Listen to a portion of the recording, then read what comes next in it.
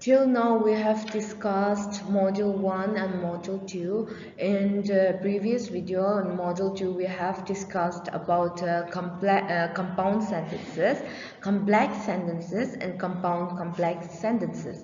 So I hope you all are clear with all those points. And now, today we will start with Module 3. In this video, we will discuss about how to recognize sentence structure and also examples and practice. No? So, let's start with Module 3. Here we have like recognizing structures, sentence structure. So under this we have identify key elements, recognize conjunctions, analyze clauses, and practice and apply. So the first one is how to identify key elements. Here, look for the subject, the verb, and other essential components to determine the basic structure of the sentence. So here, recognizing sentence structure involves identifying the different parts of sentence, particularly how the clauses are arranged. And when I say clauses, it will include independent and dependent. So how these are arranged and connected. So you need to know that and recognize conjunctions here. We need to identify the coordinating conjunctions, the joining conjunctions, no? Like example like and, but, or, and here subordinating conjunctions example this also because since when distinguish between compound and complex sentences. So here analyze clauses. Here we need to determine if the sentence contains one or more independent clauses as well as any kind of dependent or subordinate clauses. No? Here in practice and apply we have like regular practice identifying sentence structures in order to strengthen your understanding and recognition abilities. For this you need to do what? Regular practice. All right, so this is the thing. I need not to explain you everything because everything here is mentioned clearly. And let's move to the next. So the last point we have here is examples and practice. So here in examples and practice, it means like showing you examples of how something works and then like giving you the chance to try it by yourself, no? So it's a way to learn by seeing how things are done and then practicing the skill or concept in your own, no? Within yourself. So here we have the examples, sentence and structure. In sentence we have the dog chased the cat, which means here it's a simple sentence. Why? It's because it's very like straightforward, simple and straightforward, no? And here the sun was shining but it was still cold outside. This is compound sentence.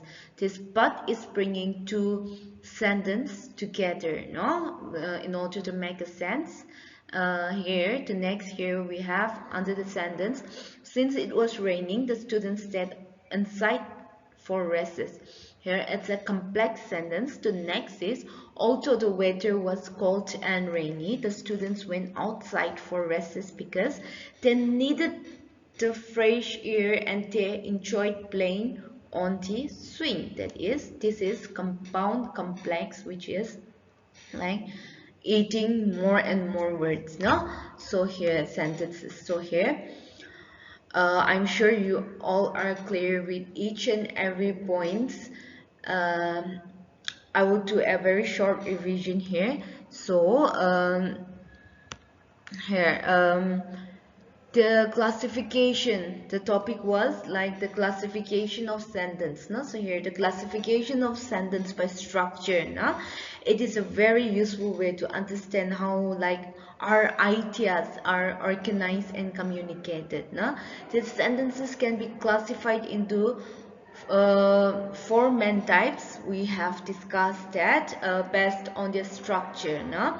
So here the first one we have discussed about a simple sentence, the next one was compound sentence, the next one was again complex, and the last one was compound complex sentence, no?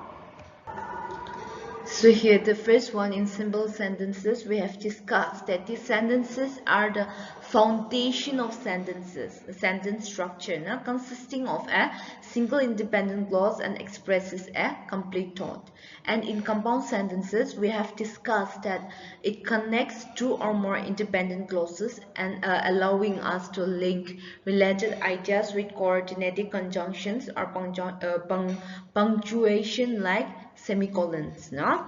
And the number 3 was complex sentences. Here it introduces us more complexity by combining an independent clause with one or more dependent clauses, adding depth and context to the main idea. And the last one was compound complex sentences. Here it combines the elements of both compound and complex sentences, allowing for more detailed and nuanced communication by linking multiple independent and dependent clauses. So here, by understanding all these structures, we can write more clearly, no? Express more complex ideas and improve the flow of our own writing. So here, recognizing the sentence structure also helps in reading comprehension, like we have discussed earlier, and creating variety kinds in language use, no? And whether in writing essays, reports, or creative stories, knowing how to use different sentences structures allows us to communicate effectively and engage the reader. Alright, so I hope you all are clear with this unit 2. So I will stop here.